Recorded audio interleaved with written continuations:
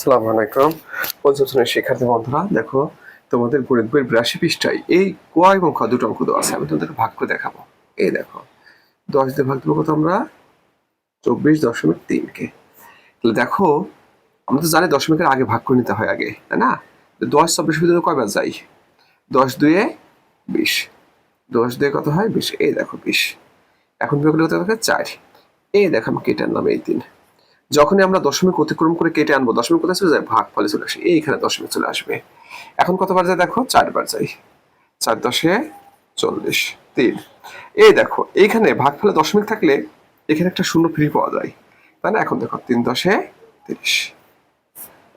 ওকে, তাহলে ভাগফল কত? 2.43।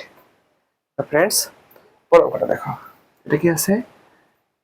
100 ভাগ 24.3।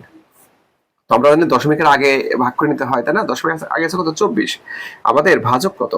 100। 100 তো 24-এর ভিতরে কত? একবার যায় না, একবার গেলে তো 100 হয়ে যায়। তাহলে কত বাজবে? 0 বার।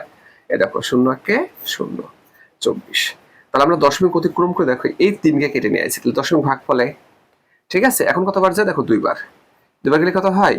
200। থাকে কত? 43। এই দেখো এই দশমিকের কারণে এখানে একটা শূন্য ফ্রি পাবা। এবার কত বার? 4 বার, 400, তাই না? 30। এই দশমিকের জন্য তুমি আরেকটি শূন্য ফ্রি পাবা।